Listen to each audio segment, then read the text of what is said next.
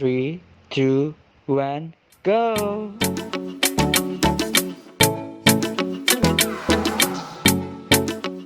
Tadi komposisi itu bisa berubah tiba-tiba tuh, mana tahu ada teman-teman yang penasaran gitu. Itu sebenarnya karena apa ya Kak? Penyebab utamanya? Penyebab utamanya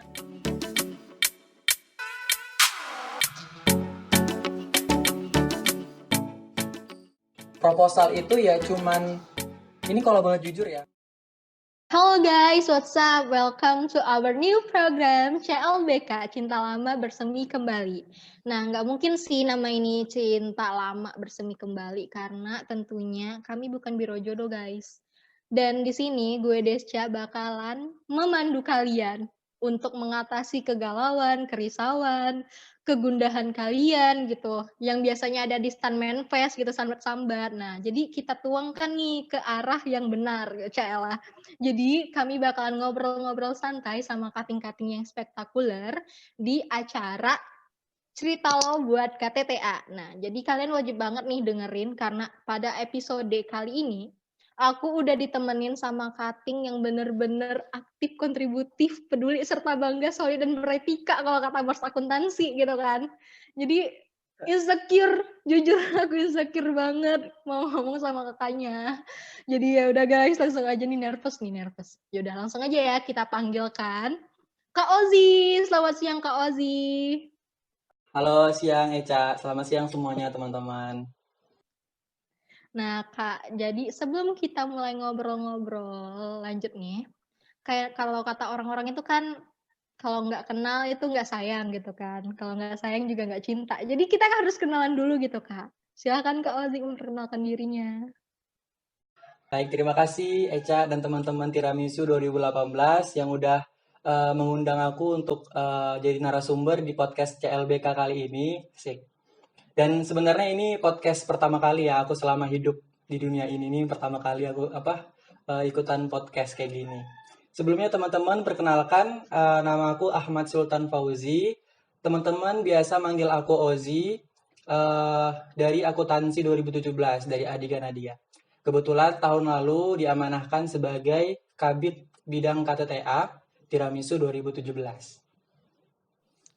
Oke Kak Gitu. Ozi, ini kan kita baru banget nih nontonin live streaming Kakak wisuda.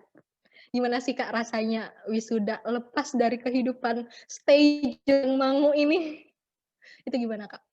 Oke, senang banget akhirnya bisa wisuda setelah melewati 3 tahun. Ya bisa dibilang 3 tahun yang penuh tekanan ya, karena kita belajar ada pressure di situ kan. Dan rasanya wisuda online pada awalnya itu memang memang sedih ya mendengar kalau misalnya kita bakal di wisuda online, sedih banget.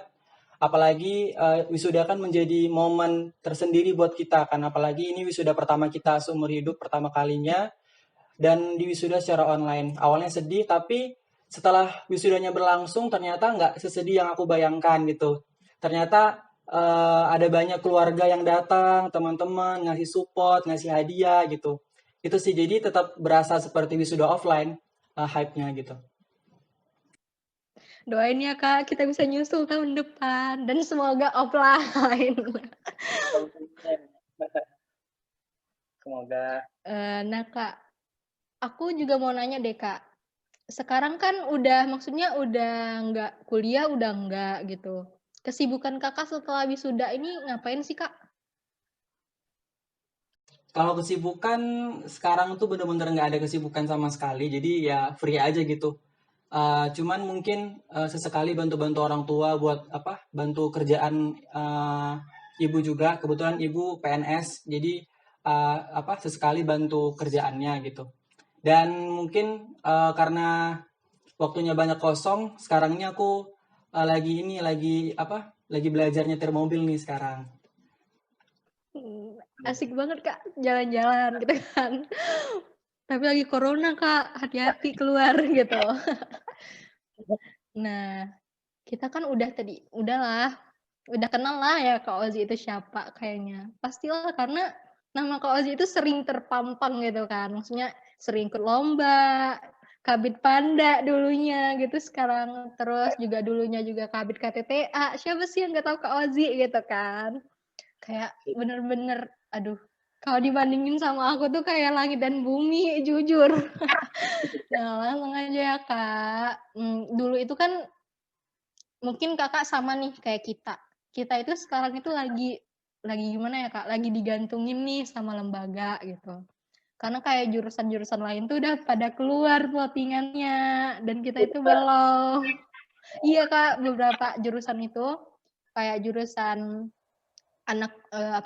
manajemen keuangan itu pada udah keluar, sedangkan kita belum kan.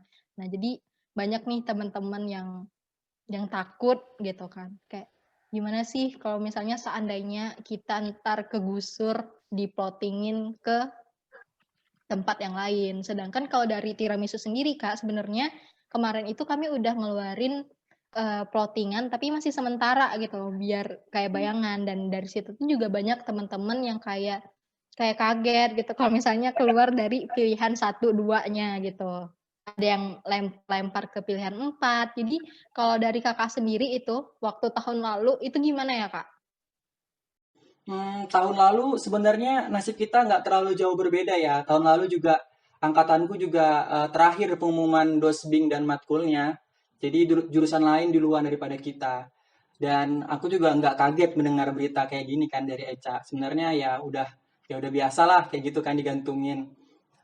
Kalaupun teman-teman nantinya ternyata tidak dapat matkul atau rumpun yang di luar dari pilihan teman-teman, menurutku tidak menjadi masalah. Ya, memang terasa berat ya di awal karena emang nggak sesuai dengan passion kita, nggak sesuai dengan kemampuan kita gitu kan. Tapi nggak masalah menurutku karena pengalaman dari tahun kami terutama itu ada banyak banget nih mahasiswa yang kelempar di pilihan bahkan sampai di pilihan ketujuhnya. Kita kemarin ada survei itu sampai pilihan ketujuh kemarin milihnya, bahkan dia keterima di pilihan ketujuh gitu kan. Dan pada akhirnya alhamdulillah semuanya lulus fine aja, nggak ada masalah. Bahkan ya mereka lancar-lancar aja gitu. Yang pada awalnya kita asumsikan dia itu bakal aman, justru yang menjadi masalah di akhir gitu. Ada masalah dia. Nah, justru yang kelempar itu yang nggak ada masalah sampai akhir gitu. Jadi ya teman-teman ikutin aja alurnya gitu. Nggak usah pesimis di awal gitu. Gitu, Cak. Nggak usah overthinking gitu ya kan Kak?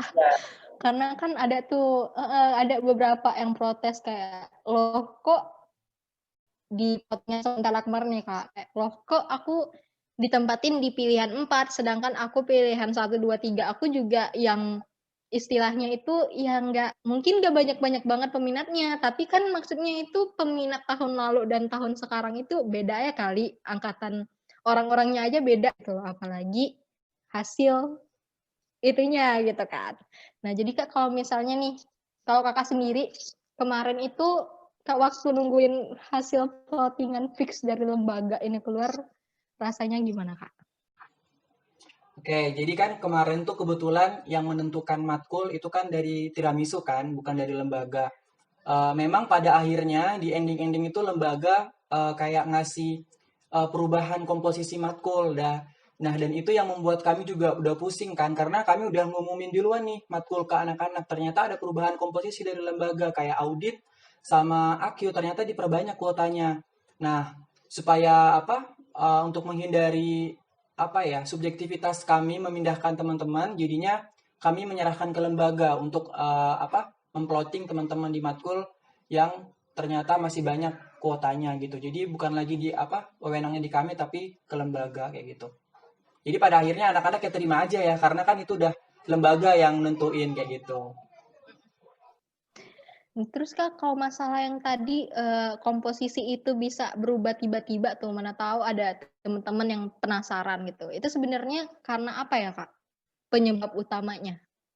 Penyebab utamanya kita kekurangan dosen karena kan bayangkan aja angkatanku ada 1.120-an orang gitu, sedangkan kalian ada lebih dari itu ya. Kalian ada berapa sih? 1.400 ya? Iya, 1.700 Oh, 1.700 ya. Bahkan jauh banget di atas kami ya jumlahnya. Nah, ini justru kalian bakal bakal lebih banyak kemungkinan adanya perubahan kuota daripada kami gitu. Karena kita kekurangan dosen.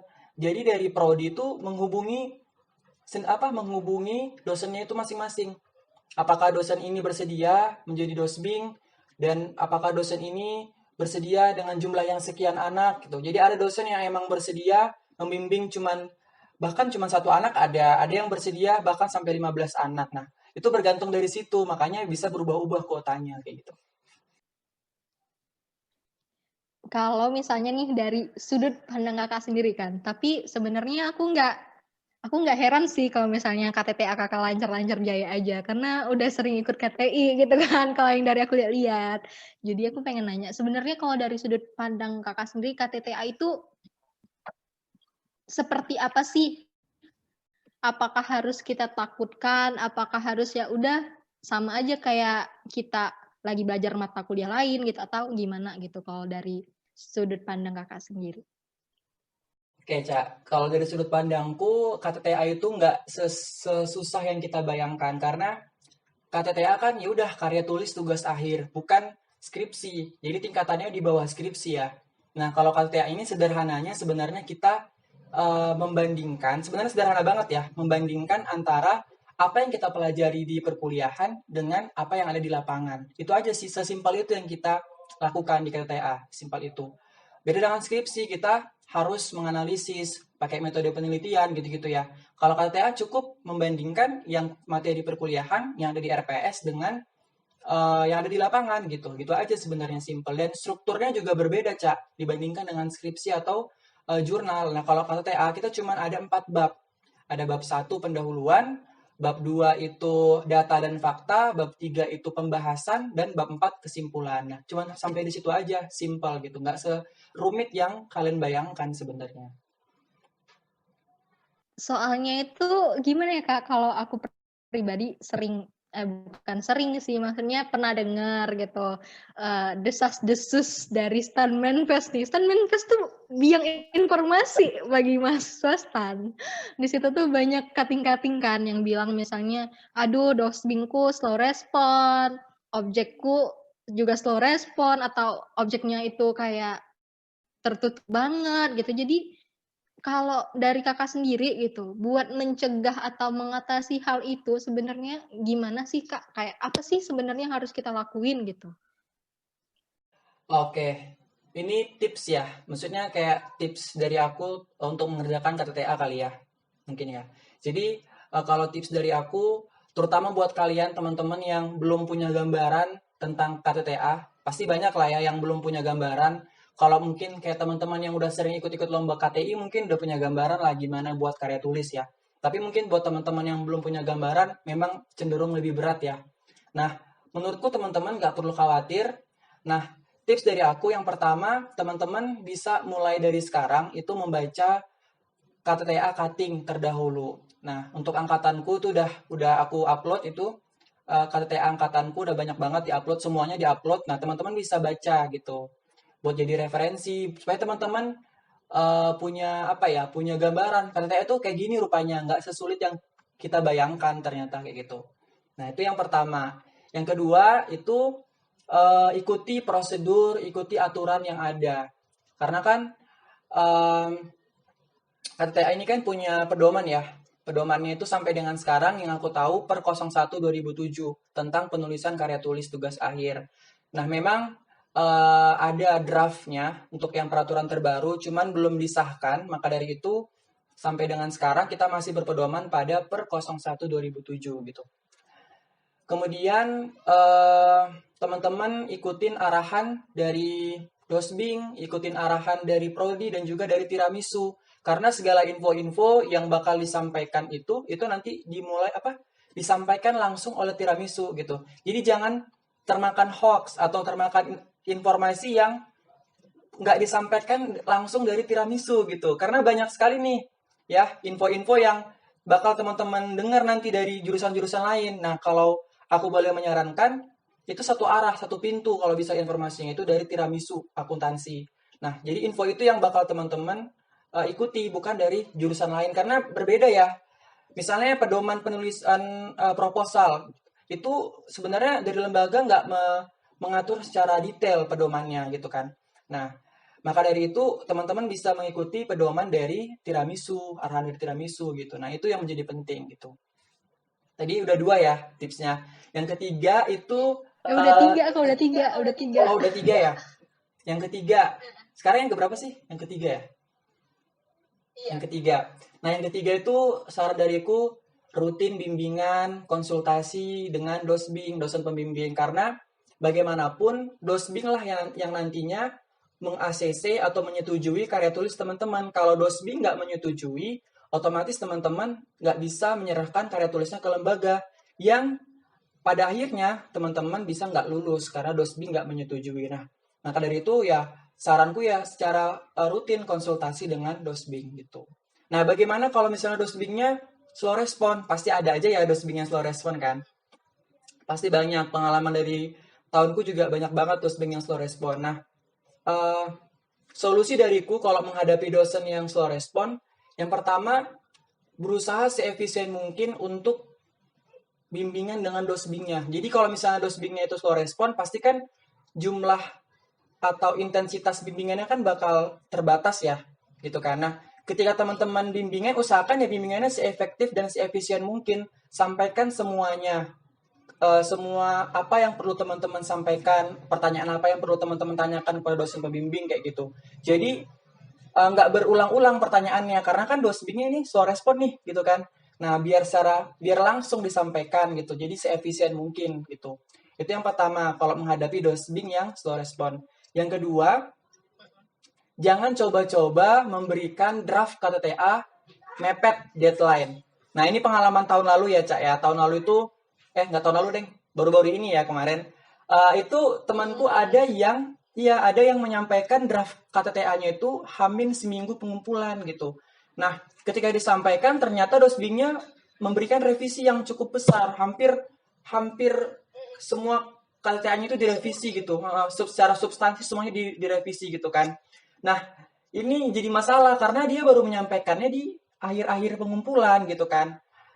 Bahkan ada yang direvisi dosbingnya hamin 1. Ini kalau boleh cerita ya, hamin 1 tuh direvisi dan ya bener-bener iya udah pesimis banget kemarin tuh kita kayaknya udah bakal lepas nih anak gitu. Ternyata alhamdulillah berkat bantuan kita semua, alhamdulillah dia bisa lulus gitu. Nah, ini perlu teman-teman waspadai ya, jangan sampai ngasih draft KTTA ke dosbing itu mepet-mepet. Kalau bisa jauh-jauh hari udah dikasih draftnya gitu ya. Terutama untuk dosbing yang slow respon ya ini ya. Itu 2 tipsnya. Yang ketiga, kalau misalnya teman-teman emang butuh banget saran atau butuh banget masukan dari dosbing, sementara dosbingnya slow respon, pakai etika bagaimana menghubungi dosen. Yang pertama, PC dulu ya, PC. Kalau misalnya nggak dibalas, email bisa. Atau kalau emang udah butuh banget tapi nggak dibalas-balas, bisa ditelepon secara langsung. Atau kalau udah ditelepon nggak diangkat juga, bisa hubungi tim tiramisu, nanti tim tiramisu yang menyampaikan ke Kaprodi kayak gitu. Jadi seperti itu ya tahapannya gitu. Jangan langsung menyampaikan ke Kaprodi, tapi sampaikan dulu ke tiramisu. Nanti tiramisu yang menyampaikan ke Kaprodi kayak gitu. Nah, itu ya tadi tips yang ketiga ya untuk mengerjakan KTA. Nah, tips yang keempat itu kumpulkan dulu data sebanyak-banyaknya. Nah, biasanya itu pengumpulan data pada saat kita masa-masa PKL biasanya. Nah, pada masa ini teman-teman kumpulkan data sebanyak-banyaknya karena lebih bagus kita kelebihan data kan, Cak, daripada kekurangan data gitu. Kalau misalnya kita kekurangan data, kita harus menghubungi objeknya lagi kan. Apalagi dalam kondisi pandemi COVID kan, tentu sulit kah kalau misalnya kita harus ke objeknya lagi gitu ya, harus menghubungi lagi. Nah, kalau bisa ketika memperoleh data, langsung datanya diambil sebanyak-banyaknya dari objeknya, atau dari narasumbernya. Supaya kita nggak perlu lagi ke objeknya atau kita menghubungi objeknya lagi gitu. Tips yang terakhir, ini penting, jangan ditunda-tunda. Jadi kalau ngerjain KTA itu, usahakan kerjakan, ya dari sekarang udah bisa dikerjakan lah proposal ya dari sekarang. Tapi belum di ini ya, belum fix ya pengumuman matkulnya ya sampai sekarang. Iya, belum. Makanya kayak bingung gitu kan. Kami itu harus ngapain sekarang gitu. Kalau belum fix, belum bisa buat proposal. Kita diemin, takutnya tiba-tiba plek apa yang maksudnya apa yang udah dikasih tim tiramisu nih kita kerjain, maksudnya ya udah kita mulai mikirin tuh mau objeknya apa, judulnya apa, tiba-tiba plok dari lembaga pindah jalur. Itu kan agak-agak shock sedih, agak-agak mau meninggal malah gitu kan. Ini kayak aduh ya ampun. Jadi kami tuh nggak tahu Kak, bener-bener nggak tahu arah mau kemana gitu sekarang. Itu sih tadi tips dari aku, Cak, untuk ngerjain LTA tadi ada 5 tips ya.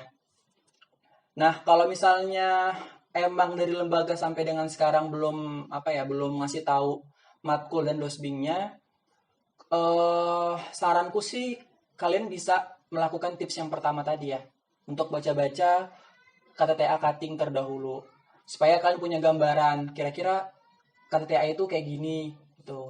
Kira-kira nanti kalau misalnya dapat matkul ini, kalian bakal bahas apa gitu. Itu sih, Cak. Nah, kan tadi tips dari Kakak tuh intinya apa ya? Yang paling penting itu jangan nunda-nunda. Dan kita tahu banget nih, kita kan mahasiswa hobinya deadlineer. belum ngerjain kalau belum deadline gitu kan. Nah, kalau dari Kakak, tips menghilangkan kebiasaan buruk itu apa ya, Kak? Kayak kalau aku pribadi, aku juga kayak gitu. Maksudnya kalau masih ada waktu tuh kayak ya udahlah masih lama ya kan, kayak masih bisa lah santai-santai nonton Netflix gitu kan, nonton YouTube dan masih banyak lagi gitu. Kayak lebih seru daripada ngerjain KTTA gitu, ngerjain tugas aja malas gitu loh Kak. Sebenarnya kita sama ya, Cak ya, nggak jauh beda juga. Aku sebenarnya deadlineer juga orangnya. Kayaknya hampir semua anak STAN itu deadlineer kali ya. Nah, tapi sebisa mungkin boleh sih deadlineer, tapi jangan sampai mepet-mepet pengumpulan banget gitu. Nggak apa-apa sih deadlineer, mungkin kita punya kesibukan masing-masingnya atau kayak jenuh gitu ya, nggak apa-apa. Tapi kalau bisa dicicil aja dari sedikit demi sedikit, lama-lama kan menjadi bukit kan. Ya dari sekarang mungkin kalau misalnya nih teman-teman udah punya matkul, udah fix matkulnya. Nah, mungkin teman-teman sekarang bisa menyicil proposal gitu, baca-baca proposal cutting supaya teman-teman punya gambaran gitu kan. Terus mungkin mulai bisa menghubungi objek gitu, dicicil menghubungi objek. Kan biasanya kalau kita menghubungi objek tuh harus punya surat riset ya. Nah, nanti bisa diajukan surat risetnya. Jadi dicicil, jangan di situ mau pengumpulan, di situ baru menghubungi objek, itu baru buat surat riset. Nah, itu udah dadar parah sih itu. Nah, bayangkan aja gini. KTTA ini adalah syarat kelulusan gitu. Kalau teman-teman gagal di sini, udah 4 semester teman-teman lalui, bahkan udah 5 semester, ya sih bakal jadi kayak sayang banget kan gitu loh. Udah 5 semester dilalui tapi gagal hanya gara-gara KTTA, cuma 3 SKS gitu.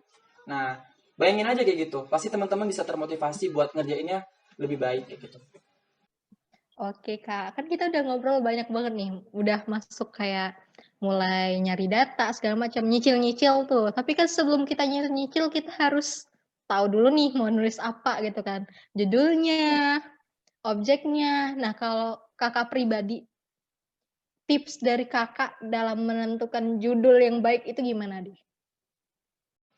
Tips menentukan judul ya. Emang ini agak berat ya menentukan judul karena dari mulai judul kita bisa mengerjakan semuanya. Tapi kalau tips dari aku tuh ada 3 tahapan yang perlu kalian lakukan sebelum kalian menentukan judul. Yang pertama, kalian harus menentukan tema terlebih dahulu. Kira-kira apa yang mau kalian bahas gitu ya. Yang kedua, kalian membuat garis-garis besar penelitian kalian atau penulisan kalian. Apa garis-garis besarnya? Yang ketiga, barulah kalian menentukan judulnya. Tuh, jadi ini aku jelas satu-satu ya, step by stepnya. Tadi yang pertama, menentukan tema dulu ya. Jadi tema ini nanti mencakup apa yang kita bahas secara garis besar sama objek dan mungkin tahun yang mau kita bahas tahun berapa ya kan. Misalnya kita mau bahas rasio kinerja keuangan PT ABC tahun berapa. Nah, itu juga menjadi penting ya, tahun dan objeknya. Tema itu mencakup tahun dan objeknya apa gitu ya. Nah, bagaimana cara kita menentukan tema? Yang pertama, seperti yang aku sampaikan tadi, baca dulu KTTA cutting yang terdahulu supaya teman-teman lagi-lagi punya gambaran apa yang mau dibahas gitu ya. Yang kedua, teman-teman juga bisa baca-baca referensi dari media yang lain, misalnya dari media online seperti jurnal, atau dari artikel, atau bahkan dari skripsi yang ada di internet. Kalau sekarang kan mungkin dalam kondisi pandemi COVID sekarang, kita sulit ya mendapatkan referensi dari perpus ya. Nah, teman-teman bisa baca-baca dari internet ya, dari jurnal, artikel, ataupun skripsi yang ada di internet. Kemudian yang ketiga, teman-teman bisa mencari referensi-referensi atau membaca isu-isu terkini yang berhubungan dengan matkul teman-teman. Nah, misalnya teman-teman dapat matkul apa? Misalnya perpajakan. Nah, kalau perpajakan, isu yang terkini sekarang apa ya? Mungkin bagaimana meningkatkan penerimaan pajak di tengah pandemi COVID, atau bagaimana mengoptimalkan penerimaan pajak dari sektor ekonomi digital. Nah, gitu-gitu kan isu-isu yang sedang hangat ya di mata kuliah perpajakan. Nah, itu juga bisa menjadi referensi teman-teman untuk menentukan tema. Itu ada 3 ya, Cak. Baca KTA cutting, kemudian baca referensi dari online, dan bisa mencari isu-isu terkini di bidang matkul teman-teman. Nah, saat teman-teman udah banyak nih dapat referensi, nah teman-teman kan pasti udah punya gambaran ya apa tema yang bakal teman-teman bahas. Nah, catat temanya apa aja. Misalnya tadi, aku mau bahas ekonomi digital, pajak ekonomi digital. Atau yang kedua listnya aku mau bahas misalnya bagaimana mengoptimalkan penerimaan pajak di tengah pandemi gitu-gitu ya. Nah, itu tadi listnya.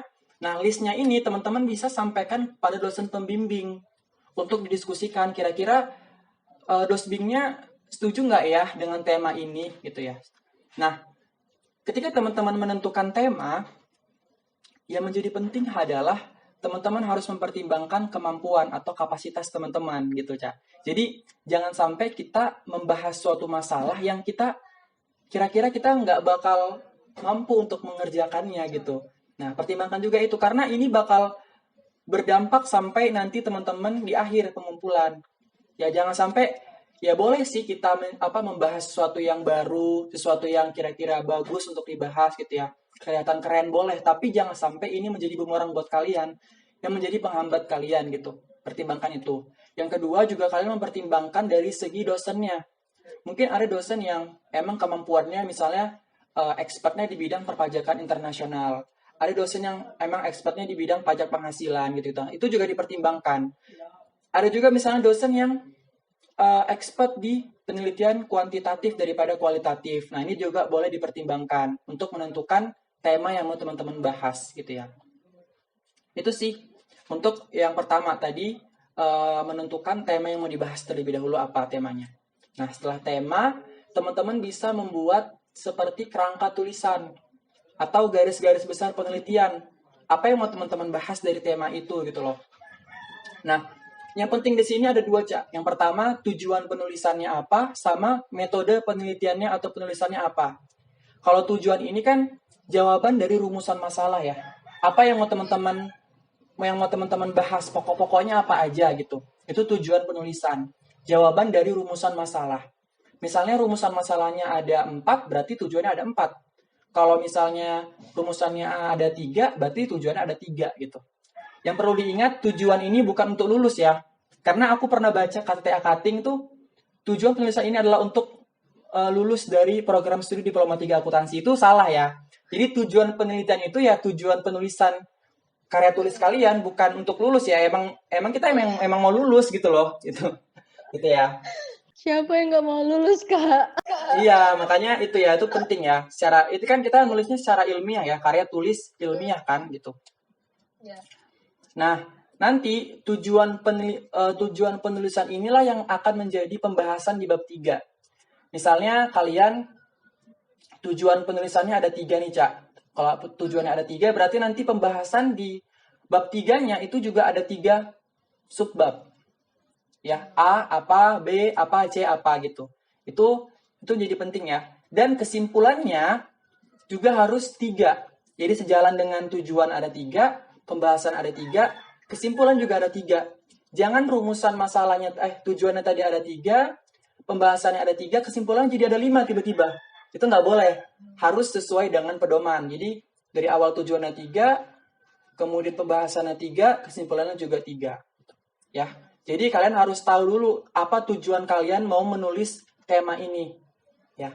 Tujuannya bukan untuk lulus ya, tapi tujuan misalnya untuk mengetahui bagaimana misalnya mengoptimalkan penerimaan pajak di tengah pandemi COVID yang pertama. Yang kedua, mengetahui bla bla bla bla bla gitu loh. Bukan untuk lulus, tujuannya emang semua juga pengen lulus gitu ya. Ya bener banget Kak, aduh aku baru tahu kalau misalnya ada yang nulis tujuannya pengen lulus.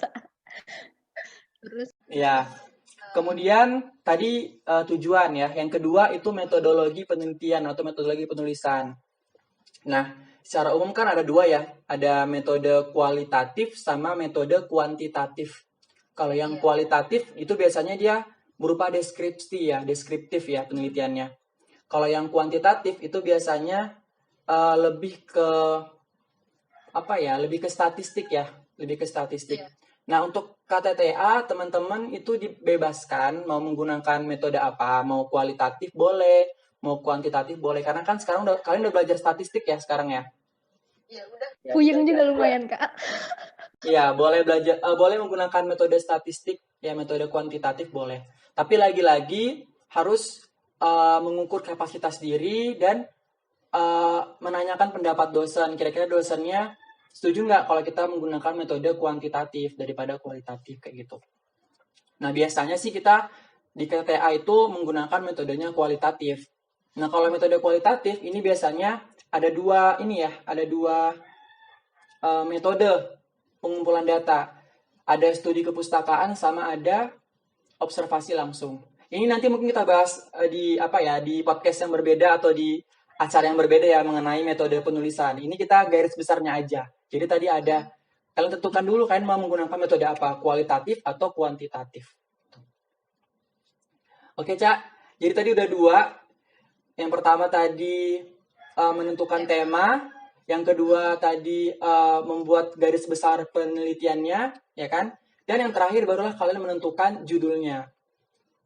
Nah, jadi tadi udah dari sekian banyak yang kalian cari informasinya, baru kalian list nih judul-judulnya kira-kira apa yang bakal kalian buat. Kalian list, baru kalian serahkan ke dosen pembimbing. Kira-kira dosen pembimbingnya itu lebih setuju di judul yang mana gitu. Kayak gitu. Oh, berarti sebenarnya kita juga perlu nggak sih Kak mendekatkan diri gitu ke dosen pembimbing menurut Kakak? Perlu banget sih menurutku. Itu jadi memudahkan kita buat komunikasi. Nah, semisalnya nih Kak, kan kita maksudnya udah prepare. Ibaratkan adalah mungkin beberapa teman-teman di angkatanku yang udah prepare gitu kan, nyiapin judul segala macam. Nah, kira-kira sebenarnya itu kalau tiba-tiba nih nanti kita pindah matkulnya atau diplotingin di matkul lain, susah nggak sih Kak untuk mencari judul lagi atau benar-benar sebenarnya itu ya tinggal ganti objeknya doang gitu. Kalau kata orang kan ada yang semudah itu tinggal ganti objeknya doang gitu. Kalau misalnya beda matkul antara misalnya akuntansi keuangan sama akpem gitu. Kan sama-sama akuntansi, cuman mungkin beda objeknya aja. Yang satu perusahaan, yang satu ya pemerintahan gitu. Kalau berganti matkul mungkin agak berat ya, Cak, karena kan apa yang dibahas itu kan udah berbeda ya. Kalau mungkin kalian berganti objek itu mungkin lebih gampang daripada berganti matkul. Kalau berganti matkul ya pasti berbeda kan pembahasannya. Kayak yang tadi Eca bilang, kalau untuk akpem berarti objeknya ya berhubungan dengan instansi pemerintah, Pemda ataupun KL gitu ya. Kalau misalnya dia akuntansi keuangan berarti berhubungan dengan perusahaan ataupun UMKM gitu.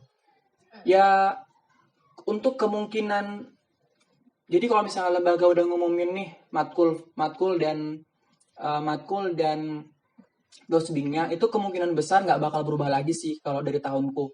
Berubah mungkin kalau ada sesuatu yang urgent, kayak misalnya dosennya ada yang, mohon maaf, kemarin ada yang meninggal, atau kemudian ada dosen yang sakit, itu bisa berubah gitu. Tapi secara umum sih selama ini nggak ada yang sampai berubah mendadak, nggak ada gitu. Kalau sekarang kan berubah ya mungkin aja karena emang belum fix diumumkan sama lembaga kan gitu, Cak. Oke Kak, berarti jatuhnya ya harus prepare banget nih buat KTTA gitu kan. Nah kalau dari kakak sendiri, pengalaman kakak untuk mencari inspirasi judul itu apa ya, kan ada tuh orang-orang yang hobi misalnya ngeliatin senja gitu dapat inspirasi sambil minum kopi gitu kan. Nah kalau kakak nyari inspirasinya gimana gitu? Kalau aku kemarin tuh inspirasinya dari artikel, dari jurnal-jurnal yang udah pernah ada dibahas gitu. Kemarin tuh aku ngebahas masalah perpajakan di financial technology kan. Jadi memang itu menjadi isu yang sedang hangat kan saat ini gitu. Jadi ya itu, aku baca-baca berita, baca-baca artikel yang emang berhubungan dengan pajak ekonomi digital. Kebetulan aku dapatnya itu yang financial technology-nya yang aku bahas kayak gitu. Itu sih, Cak. Nah terus kak aku mau nanya lagi juga. Bentar, menurutku gini, Cak. Apa yang kita tulis itu bergantung dari apa yang kita baca, Cak. Jadi semakin kita banyak membaca, semakin kita bagus tulisan yang kita buat gitu. Itu sih, Cak. Jadi kita harus rajin-rajin baca artikel, jangan bacanya timeline doang gitu kan, stand manifest, stalking sampai kelar gitu. Nah jadi kak, aku juga mau nanya nih kayak pertanyaan semua orang rata-rata kebanyakan. Sebenarnya boleh nggak sih kak apa ya kayak judulnya itu hampir sama bahkan mirip sama judulnya kating-kating gitu KTTA-nya. Apa emang nggak boleh gitu? Nggak boleh sama persis nggak boleh. Gimana ya? Boleh sama tapi diganti, misalnya objeknya diganti atau mungkin tahunnya diganti ya. Mungkin ada cutting yang bahas misalnya masalah rasio kinerja keuangan PT apa ya? PT Garuda Food tahun 2010 sampai dengan 2015. Nah, mungkin ada cutting yang bahas itu ya. Nah, teman-teman bisa bahas di 2016 sampai tahun 2000 misalnya 19 gitu, boleh. Diganti tahunnya boleh. Objeknya misalnya boleh diganti. Cutting yang kemarin bahasnya PT Garuda Food, teman-teman ganti jadi PT misalnya apa gitu, diganti objeknya boleh. Tapi jangan sama persis, itu nggak boleh. Oke kak, terus kalau aku dengar-dengar juga kemarin itu kalau nggak salah data di tahun kakak udah bisa pakai data sekunder kan kak, udah dibolehin pakai data sekunder. Nah itu kemarin data sekunder itu dibolehinnya itu waktu udah bener-bener apa ya, udah bener-bener mentok gara-gara COVID, apa gimana? Apalagi kan kayak kita nih, kami belum tahu ntar semester depan itu bakalan offline kah atau tetap kayak gini kami di rumah gitu belajarnya. Jadi bener-bener nggak tahu gitu. Untuk peraturan terkait dengan pengambilan data itu memang berubah ketika adanya COVID ini ya. Jadi awalnya memang sebenarnya dari awal juga dibolehkan sih pakai data sekunder, tergantung persetujuan dari dosen pembimbing sih sebenarnya. Cuman setelah pandemi COVID memang lembaga itu lembaga ngasih pengumuman bahwasanya dosen pembimbing itu gimana ya, bahwasanya ketika mahasiswa itu menggunakan data sekunder itu dosen pembimbing seharusnya itu mengizinkan, karena memang dalam kondisi yang sekarang ini sulit ya dapat data yang secara langsung kan. Jadi emang diperbolehkan gitu, dan aku pikir untuk tahun ini juga bakal diperbolehkan juga menggunakan data sekunder kayak gitu. Oke Kak, jadi pertanyaan-pertanyaan yang aku tanyain tadi itu umumnya rata-rata adalah pertanyaan yang paling sering ditanyakan sama anak-anak angkatanku ke tim Tiramisu. Sampai jumpa di podcast selanjutnya. Terima kasih.